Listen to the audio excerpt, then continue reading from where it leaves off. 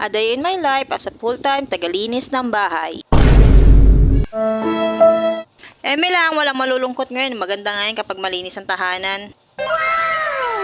O siya, hanggang dito na lang. Wala na ako ibang maisip eh. Charis! Pempeng ko! Charot lang, panoorin nyo muna ako maglinis ng bahay namin. Tara, let's go! Sabihin ko lang pala, masaya na pala yung boses ko niyan, hindi lang halata. Kwento ko lang pala, maraming beses ko palang pinag-isipan kung gusto ko talaga yung pagbablog. Hindi lang 15 times o 100 times. Kasi paano kung iba siya ko? Madamay pa pati ang anak ko. Ang gusto ko lang naman yung magtrabaho habang kasama yung anak ko. Ayoko kasi siyang iwan. Kaya ito ang naisip kong maging trabaho. Hindi madali itong papasukin ko pero sigurado ko kakayanin ko para sa anak ko. Alahoy, magtrabaho ka na, kakanood mo yan ng mga teleserye, nadadami ka ng kadramahan mo eh.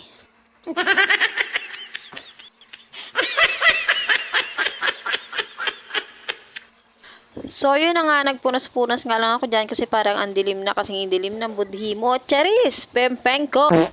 So ayan, I make it faster din kasi marami pa akong pupunasan. Halahoy, naging mo arte!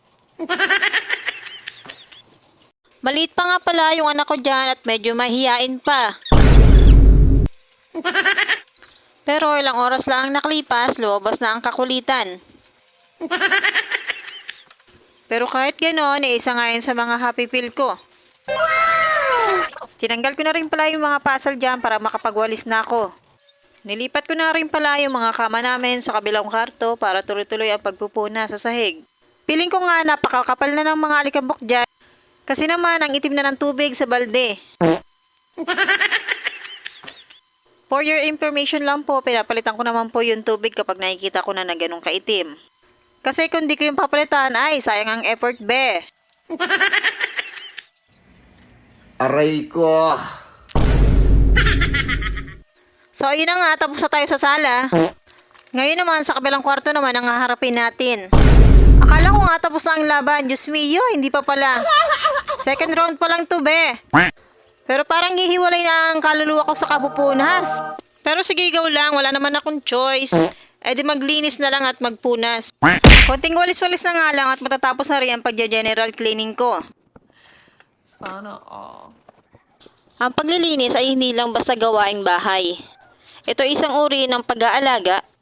Sa bawat punas, sa bawat walis, parang tinatanggal mo na rin ang gulo, bigat at kalat. Hindi lang sa paligid mo, kundi pati na rin sa isipan mo. Hindi man ito yung grand ending, pero ito yung klase ng pagtatapos sa may kapayapaan.